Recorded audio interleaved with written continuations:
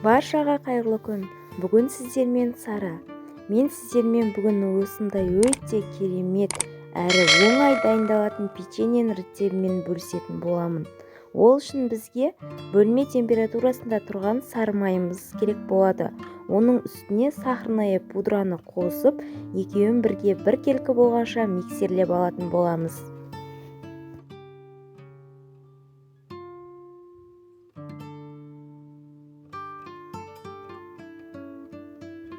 Міне бізде екеуі біркелкі болып жақсы миксерленіп болғаннан соң, екі жұмыртқамызды, оның үстіне сұйық майымызды құйып, қайта біркелкі болғанынша араластырып алатын боламыз.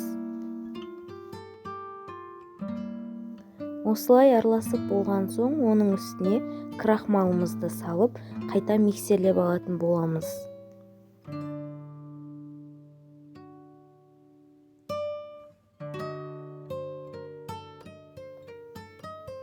Крахмалымыз да осылай біркелкі болып араласып болғаннан соң, ұнымыздың үстіне қопсытқышымызды салып, міндетті түрде осылай електен өткізіп, ұнымызды салатын боламыз.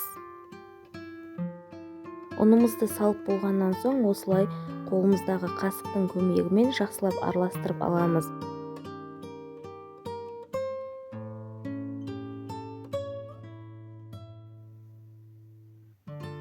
Міне осындай күйге енгеннен кейін қасығымыз бізге қажет болмайды.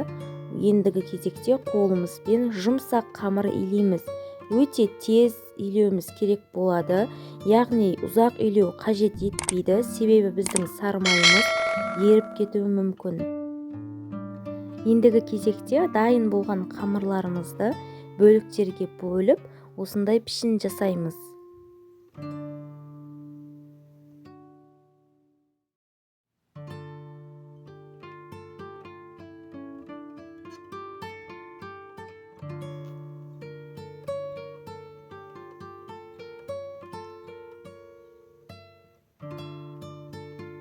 Міне осылай барлығын жасап болғаннан соң, енді шанышқымыздың көмегімен бетін осылай басып шығамыз.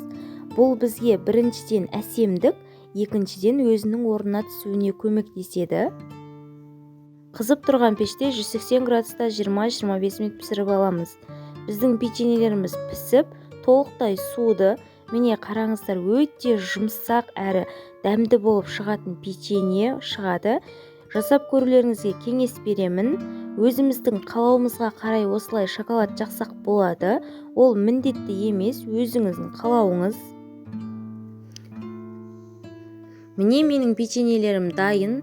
Өзім қалауыммен осылай безендіріп қойдым. Егер де менің видеоларым ұнап өз пайдасын тигізіп жатқан болса, арнама тіркеліп, подписация батырмасын басуды ұмытпаңыздар. Менде алда өте керемет рецепттер болады. Кездескенше сау болыңыз. Сіздермен болған Сара.